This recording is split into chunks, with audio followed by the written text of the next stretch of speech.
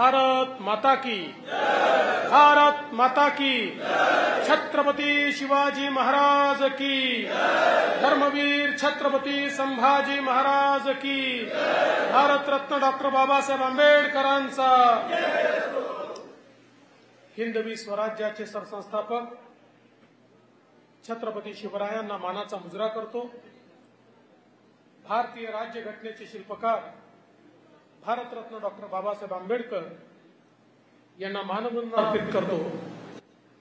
आजच्या आपल्या या विजय संकल्प सभेमध्ये मंचावर उपस्थित महाराष्ट्र विधान परिषदेच्या उपसभापती माननीय नीलमताई गोरे, माजी मंत्री डॉक्टर दीपक सावंतजी, खासदार कृपाल तुमानेजी, मंचावर उपस्थित आपले या क्षेत्राचे लोकप्रिय उमेदवार आणि तुमच्या आशीर्वादाने जे खासदार म्हणून निवडून येणार आहेत असे राजू पारवेजी, सुधीर पारवेजी, विकास महात्मेजी, आनंदरावजी राऊत, आस्तिकजी सहारे, चंद्रशेखरजी तितरमारे, बाबूजी गुजर, श्यामबाबू दुबे, शिवाजी सोनसरे, सुनील जुवार, वामनजी श्रीरामे, बागेश्वरजी फेंडर, प्रमिलाताई दंडारे, कविताताई साखरवाडे,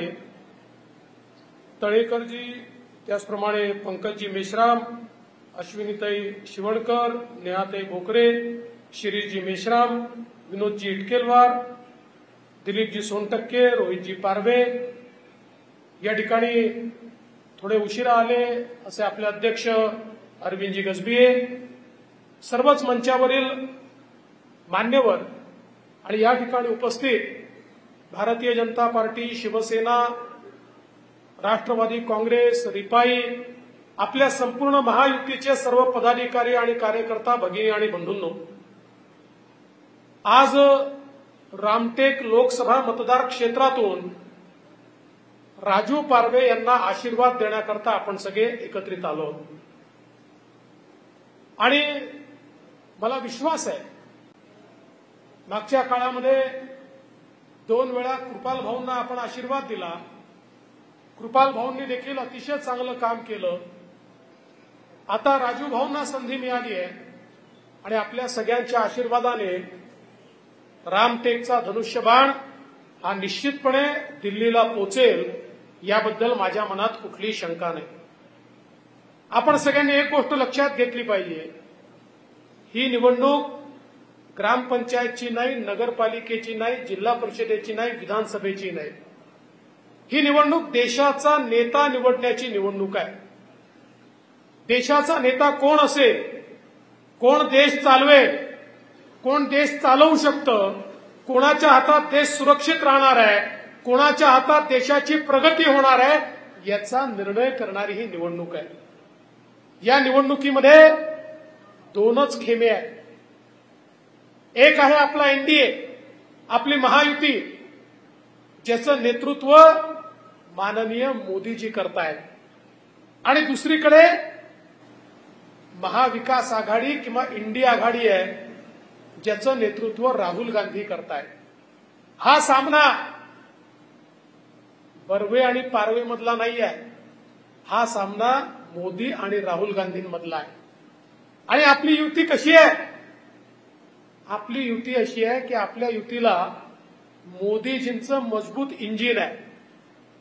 त्या इंजिनासोबत शिंदे साहेब आहेत, त्याच्यासोबत आठवले साहेब आहेत, अजित पवार साहेब आहेत, वेगवेगळे नेते आहेत, देशभरातले देखील वेगवेगळे नेते आहेत। म्हणजे आपल्या इंजिन सोबत मोठ्या प्रमाणात बोग्या लागल्या आहेत आणि प्रत्येक बोगीत बसायला जागा आहे। दीन, दलित, गोर, गरीब, आदिवासी, शेतकरी, शेतमजूर, महिला, ओबीसी, अल्पसंख्याक सगळ्यांना आपल्या ट्रेनमध्ये बसायला जागा आहे, आपल्या बोग्यांमध्ये बसायला जागा आहे। आपली विकासाची ट्रेन मोदीजींच्या नेतृत्वात समोर जाणार आहे। पण दुसरीकडे काय अवस्था आहे? दुसरीकडे राहुल गांधी म्हणतात माझं इंजिन आहे, शरद पवार म्हणतात माझं इंजिन आहे, तिकडे उद्धव ठाकरे म्हणतात माझं इंजिन आहे, ममता बॅनर्जी म्हणतात माझं इंजिन आहे, लालू यादव म्हणतात माझं इंजिन आहे, मुलायम यादव म्हणतात माझं इंजिन आहे. तिथे बोगी नाहीच आहे, फक्त इंजिनच आहे. आणि इंजिन मध्ये केवळ ड्रायव्हरला बसायला जागा असते, त्याच्यामध्ये कोणालाही बसायला जागा नसते. सामान्य माणसाला बसायची जागा त्यांच्या युतीमध्ये नाही. आणि सगळी इंजिन कशी आहे? ही इंजिन अशी आहे की राहुल गांधी इंजिन दिल्लीकडे नेतात, तर शरद पवार बारामतीकडे नेतात, तर उद्धवजी मुंबईकडे नेतात, तर अजून त्यांचे अखिलेश यादव हे तिकडे उत्तर प्रदेशाकडे नेतात, तर ममता बॅनर्जी बंगालकडे नेतात आणि स्टॅलिन ते चेन्नईकडे नेतात. परिणाम असा होतो सगळे एकमेकाला ओढत असल्यामुळे त्यांचं इंजिन जागेवरून हालतच नाही. त्यामुळे न हालणारं न डुलणारं, ज्या इंजिनमध्ये बसायची कोणालाही जागा नाही, अशा प्रकारचं त्यांचं इंडी गठबंधन आहे. अशा प्रकारची त्यांची महाविकास आघाडी आहे. आणि म्हणून सर्वसामान्य माणसाच्या जीवनामध्ये परिवर्तन करणारे माननीय मोदीजींना पुन्हा एकदा देशाचं प्रधानमंत्री बनवण्याकरता ही निवडणूक खरं म्हणजे आपण लढतोय. आज आपण बघा, मोदीजींनी गेल्या 10 वर्षामध्ये भारताला पूर्णपणे बदललं. 10 वर्षामध्ये, केवळ 10 वर्षामध्ये 25 कोटी लोकांना गरिबी रेषेच्या वर आणण्याचा विक्रम हा मोदीजींनी त्या ठिकाणी केला. 2013 साली एक अहवाल IMFने प्रसिद्ध केला होता आणि सांगितलं होतं जगामध्ये 5 देश असे आहेत की ज्यांचं दिवाळं निघणार आहे, ज्यांची अर्थव्यवस्था कोलमडते आहे, हे देश कर्जबाजारी होणार आहे. आणि त्या 5 देशामध्ये भारताचं नाव दुर्दैवाने 2013 साली होतं. त्याच IMFने 2023 साली नवीन अहवाल छापला आणि त्यात त्यांनी सांगितलं जगामध्ये सगळ्यात वेगाने विकसित होणारी मजबूत अर्थव्यवस्था जर कुठल्या देशाची असेल तर ती आपल्या भारत देशाची आहे. हे केवळ 10 वर्षामध्ये मोदीजींनी करून दाखवलं. या देशातला भ्रष्टाचार हा कमी करत संपवत मोदीजींनी सामान्य माणसाचा त्या ठिकाणी विकास केला. सामान्य माणसाचे पैसे जे भ्रष्टाचारामध्ये खाल्ले जात होते ते देशाच्या तिजोरीमध्ये मोदीजींनी आणले आणि सामान्य माणसाकरता त्याचा उपयोग केला. परिणाम काय झाला? मोदीजींनी गरीब कल्याणाचा अजेंडा चालवला, तर 10 वर्षामध्ये आज 20 कोटी लोक असे आहेत की जे पूर्वी झोपडीमध्ये राहायचे ते आता पक्क्या घरात राहत आहेत. 11 कोटी घरं अशी आहेत की ज्याच्यामध्ये शौचालय नव्हतं पण शौचालय आता दिलंय. 10 कोटी घरं अशी आहेत की जिथे चुलीवर स्वयंपाक व्हायचा त्यांना गॅस देण्यात आलाय. 50 कोटी लोक असे होते की स्वातंत्र्याच्या 70 वर्षानंतर आमच्या माता भगिनींना हंडा घेऊन विहिरीवर नाहीतर नदीवर जावं लागायचं. त्या 50 कोटी लोकांना त्यांच्या घरी गेल्या 5 वर्षामध्ये शुद्ध पिण्याचं पाणी हे नळाच्या माध्यमातून देण्याचं काम हे माननीय मोदीजींनी केलं.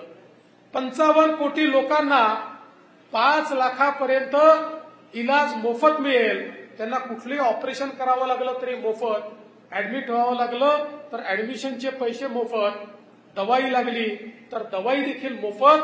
अशा प्रकारे 55 कोटी लोकांना आयुष्यमान भारत योजनेचा फायदा दिला. आज अनेक लोक मला भेटतात त्यावेळेस सांगतात साहेब मोदीजी होते म्हणून खुब्याचं ऑपरेशन झालं, मोदीजी होते म्हणून गुडघ्याचं ऑपरेशन झालं, मोदीजी होते म्हणून मोतियाबिंदचं ऑपरेशन झालं, इथपासनं तर मोदीजी होते म्हणून लिव्हर ट्रान्सप्लांट झाला, मोदीजी होते म्हणून किडनी ट्रान्सप्लांट झाला. इथपर्यंत आज लोकांना त्या ठिकाणी फायदा होतोय. आमच्या घरचे जे सिनियर सिटीजन आहेत, जे आमचे बुजुर्ग लोक आहेत, या बुजुर्गांकरता वयोश्रीची योजना मोदीजींनी आणली आणि बुजुर्गांना काय पाहिजे ते सगळं त्यांना मिळत आहे. कानाचं मशीन पाहिजे, कानाचं मशीन मिळत आहे. चष्मा पाहिजे, चष्मा मिळतोय. कवळी पाहिजे, कवळी मिळते. छडी पाहिजे, छडी मिळते. चालण्याकरता ती स्टिक पाहिजे, ती मिळते. किंवा कमोड पाहिजे, कमोड मिळतोय. आमच्या दिव्यांगांकरता मोदीजींनी या ठिकाणी कृत्रिम पाय दिले, कृत्रिम हात दिले. त्यांना देखील सन्मानाने जगण्याची व्यवस्था मोदीजींनी केली। आज समाजाच्या प्रत्येक घटकाकरता मोदीजींनी केलेलं काम बघा। आपण सगळ्यांनी बघितलं की इतक्या मोठ्या प्रमाणात मोदीजींनी आज शेतकऱ्यांना त्या ठिकाणी मदत केली। हजारो नाही लाखो कोटी रुपये थेट शेतकऱ्यांच्या खात्यामध्ये देण्याचं काम हे मोदीजींनी केलं। आणि आपल्याला कल्पना आहे 6,000 रुपये मोदीजी देत आहेत, तर 6,000 रुपये महाराष्ट्रातलं सरकार देखील देत आहे। त्यामुळे प्रत्येक घटकाकरता आज आमच्या युवांकरता 50 कोटी मुद्राचे लोन हे मोदीजींनी दिले। मुद्रा योजनेअंतर्गत ज्या तरुणांना बँका उभ्या करत नव्हत्या, तुमच्याकडे तारण असेल तर कर्ज मिळेल, सरकारी अधिकारी तुमचा नातेवाईक असेल तर त्याला गॅरंटर बनवा तर तुम्हाला लोन मिळेल, असं बँका सांगायच्या। मोदीजींनी सांगितलं चालणार नाही। 50 कोटीपेक्षा जास्त लोकांना बिना तारण आणि बिना गॅरंटीचं लोन देऊन आपल्या पायावर उभं केलं। आणि हे करत असताना सगळ्यात महत्वाचं काय आहे, या 50 कोटीपेक्षा जास्त लोकांमध्ये 31 कोटी महिला आहेत, आमच्या माता भगिनी आहेत। मोदीजींनी 31 कोटी माता भगिनींना आपल्या पायावर उभं केलं। आणि ते करत असताना सांगितलं, एक पुरुष जेव्हा पायावर उभा राहतो त्यावेळेस केवळ पुरुष पायावर उभा राहतो, पण एक महिला जेव्हा पायावर उभी राहते तेव्हा संपूर्ण परिवार आपल्या पायावर उभा राहतो। आणि म्हणून महिलांना पायावर उभं करण्याचं काम मोदीजींनी केलं। आज देशामध्ये 85 लाख बचत गटांना मदत करून 8 लाख कोटी रुपये हे त्या बचत गटांना देऊन बचत गटांची एक मोठी शृंखला मोदीजींनी उभी केली। आणि त्यातनं आमच्या गरीब महिलांना, गावागावातल्या महिलांना संघटितपणे रोजगाराच्या संधी उपलब्ध करून देण्याचं काम हे मोदीजींच्या माध्यमातून झालेलं आपण बघितलं। खरं म्हणजे या सगळ्या गोष्टी मी सांगत राहिलो तर त्याला अर्धी रात निघून जाईल। पण सांगण्याचा उद्देश काय आहे, तर एकीकडे मोदीजींनी देशाच्या तिजोरीमध्ये पैसे आणले, भ्रष्टाचारावर त्या ठिकाणी घात केला, आघात केला, आणि हा सगळा पैसा गरीब कल्याणावर लावला। आणि जगाला हे दाखवून दिलं की गरीबाचं, शेतकऱ्यांचं, महिलांचं, युवकांचं कल्याण करून देखील अर्थव्यवस्था मजबूत होऊ शकते। भारताची अर्थव्यवस्था जी 11व्या क्रमांकावर होती ती मोदीजींनी 5व्या क्रमांकावर आणली। आणि आता तिसऱ्यांदा मोदीजी देशाचे प्रधानमंत्री झाले की ही अर्थव्यवस्था जगामध्ये 3ऱ्या क्रमांकावर येणार आहे। जगातली 3री सगळ्यात मजबूत अर्थव्यवस्था ही आपल्या देशाची होणार आहे। आता मला काही लोक विचारतात, साहेब अर्थव्यवस्था वगैरे आम्हाला कळत नाही, अर्थव्यवस्था 3री झाली म्हणजे काय होणार आहे? अर्थव्यवस्था मोठी झालीचा अर्थ काय होतो?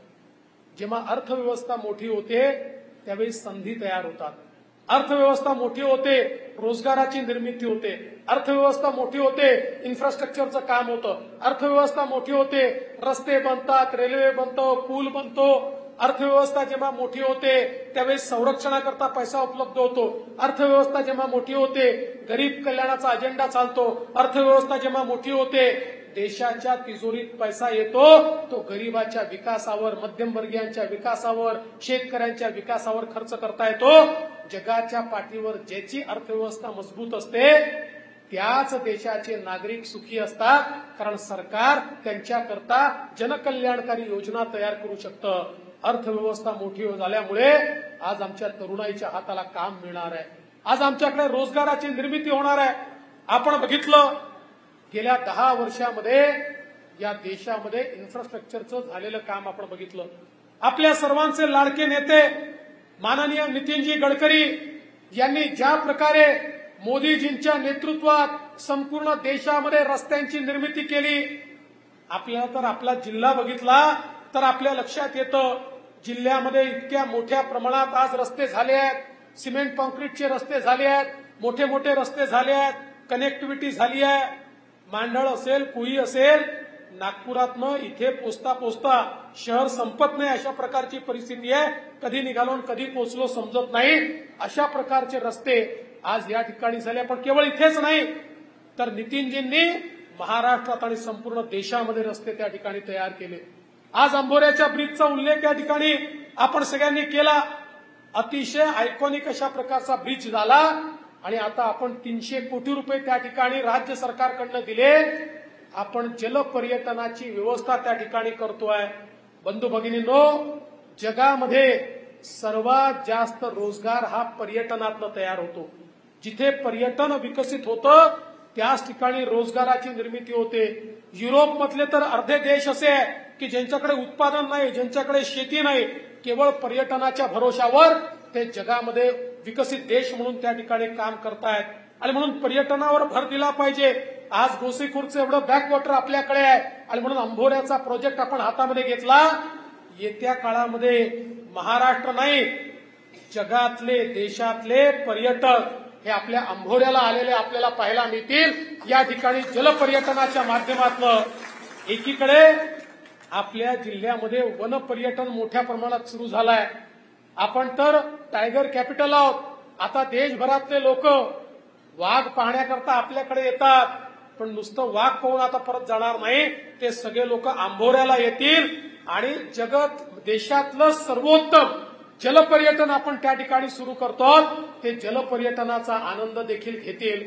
एवढंच नाही तर मागच्या काळामध्ये आपल्या या सगळ्या कुईच्या भागामध्ये युपीए सरकारच्या काळामध्ये मॅन्युफॅक्चरिंगचं हब तयार करू म्हणून बरीच जागा त्या ठिकाणी आरक्षित केली. तो हब कधी झालाच नाही, पण आता गडकरी साहेबांनी आणि आम्ही हा प्रयत्न केलाय आणि या ठिकाणी मोठ्या प्रमाणात मॅन्युफॅक्चरिंग करता आपल्याला आता आपले जे वेगवेगळे कॉरिडॉर तयार होत आहेत, दिल्ली बेंगलोर कॉरिडॉर आहे, मुंबई हैदराबाद कॉरिडॉर आहे, या कॉरिडॉरच्या माध्यमातून या ठिकाणी एक वेगळ्या प्रकारची इंडस्ट्रियल इकोसिस्टम कशी तयार करता येईल याचा प्रयत्न आपला मोठ्या प्रमाणात चाललेला आहे. आज गोसीखुर्दच्या संदर्भात आपल्याला कल्पना आहे की अनेक वर्ष गोसीखुर्दचं काम होत नव्हतं. मी मुख्यमंत्री झाल्यानंतर त्याला चालना दिली. 2025 सालापर्यंत गोसीखुर्दचं काम आपण पूर्ण करणार आहोत.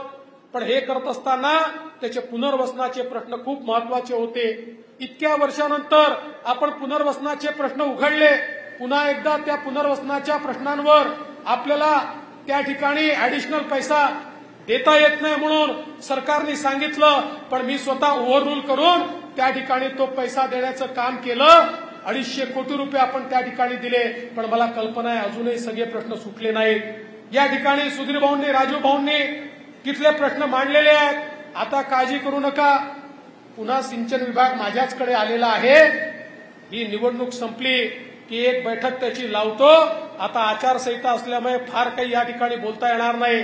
पण तुम्हाला माहिती आहे, गडकरी साहेब असतील, आम्ही सगळे जे बोलतो ते करतो. आम्ही फोकनाड लोक नाही आहोत. मला माहिती आहे अडचणी खूप आहेत, पण अडचणीतनं मार्ग काढणं हे नेत्यांचं काम आहे. आमचे जे काही अधिकारी आहेत ते नेहमीच सांगतात, साहेब 25 वर्षापूर्वीचं आता उघडता येत नाही. पण जे 25 वर्षापूर्वीचं उघडता येत नाही ते कसं उघडायचं याची गुरुकिल्ली आमच्याकडे आहे. त्यामुळे तुम्ही काळजी करू नका. याची एक बैठक बोलवून या संदर्भातले मार्ग, वाढीव प्लॉट्सचे विषय असतील, इतर विषय असतील, या संदर्भातले मार्ग देखील आपण निश्चितपणे काढू. कारण शेवटी आपल्याला जनतेच्या विकासाकडे या ठिकाणी लक्ष द्यायचं आहे. आणि म्हणून बंधू भगिनींनो, आज आपण पाहू शकतो की ज्या प्रकारे देशाचा आणि महाराष्ट्राचा विकास होतोय, महाराष्ट्रामध्ये एकनाथराव शिंदेजींच्या नेतृत्वात आम्ही काम करतोय. आणि आपलं हे सरकार, मी असेल, अजितदादा असतील, इतके आपण निर्णय घेतले आहेत. आज हे सगळे निर्णय आपल्याला मी सांगून आपला वेळ घेणार नाही, कारण ही विधानसभेची निवडणूक नाही, ही देशाची निवडणूक आहे. आज लक्षात ठेवा, आपण ज्यावेळी राजू पारवेंच्या धनुष्यबाणाचं बटन दाबतो, वोट केवळ राजू पारवेंना मिळत नाही, वोट थेट मोदीजींना त्या ठिकाणी मिळतं. राजू पारवेंना दिलेलं वोट हे मोदीजींना वोट आहे. अन्य कोणाला दिलेलं वोट हे राहुल गांधींना दिलेलं वोट आहे. आता तुम्ही सांगा, आपल्याला प्रधानमंत्री म्हणून कोण हवाय? कोण हवाय? कोण हवाय? मोदीजी हवेत. तर मोदीजींकरता राजू पारवेंना आपल्याला मतदान करावं लागेल. खरं म्हणजे एक तरुण अशा प्रकारचे आमदार राजू पारवे या ठिकाणी उत्तम काम करत होते. त्यांना आता लोकसभेकरता आपण त्या ठिकाणी निवडलंय. आता सगळ्यात जास्त जबाबदारी उमरेड मतदारसंघाची आहे. पहिल्यांदा तुम्हाला खासदारकीचा मान मिळतोय आणि खासदारकीचा मान मिळत असताना हा मतदारसंघ इतर मतदारसंघापेक्षा जास्त लीड जर देणार नाही तर लोक म्हणतील उमरेडकरांवर कोळी मांढळ या सगळ्या लोकांवर भरोसा ठेवू नका, त्यांच्या इथला माणूस दिला तरी ते मतदान कमी करतात, असा शिक्का माथ्यावर लावू नका. मला विश्वास आहे उमरेड मतदारसंघाने जर या ठिकाणी मनावर घेतलं सर्वाधिक लीड ही या ठिकाणी राजू भाऊंना मिळेल. कारण उमरेड मतदारसंघाच्या विकासाचा विचार करणारे सगळे नेते हे या मंचावर आहेत. या मंचावरच्या नेत्यांनी विचार केला तर निश्चितपणे एक चांगला लीड आपल्याला या ठिकाणी मिळू शकतो. आणि म्हणून येत्या 19 तारखेला माननीय मोदी साहेबांच्या विकासाच्या अजेंड्याला पुढे नेण्याकरता, एक मजबूत भारत बनवण्याकरता, आणि मोदीजींनी परवा आले होते काय सांगितलं आपण ऐकलं असेल कनानला. मोदीजी म्हणाले पिछले 10 साल तो ट्रेलर था, पिक्चर अभी बाकी है, अगले 5 साल में आपको पिक्चर देखने को मिलेगा. मोदीजी म्हणाले जसे एखाद्या हॉटेलमध्ये गेलं तर पहिले स्टार्टर खायला येतं, मग थाळी येते. गेले 10 वर्ष स्टार्टर होतं, असली थाळी तर पुढच्या 5 वर्षात मिळणार आहे. पुढच्या 5 वर्षामध्ये आपले आणि आपल्या येणाऱ्या पिढीचे भाग्य बदलणार आहे अशा प्रकारचे 5 वर्ष असणार आहेत. आणि याकरता मोदीजींना मतदान करण्याची संधी आपल्याला मिळाली आहे. आपण सर्वांनी त्यांना मतदान करावं आणि राजू भाऊंना प्रचंड मताने निवडून द्यावं एवढीच आपल्याला विनंती करतो आणि माझं बोलणं संपवतो. धन्यवाद. जय हिंद, जय महाराष्ट्र. एबीपी माझा, उघडा डोळे बघा नीट.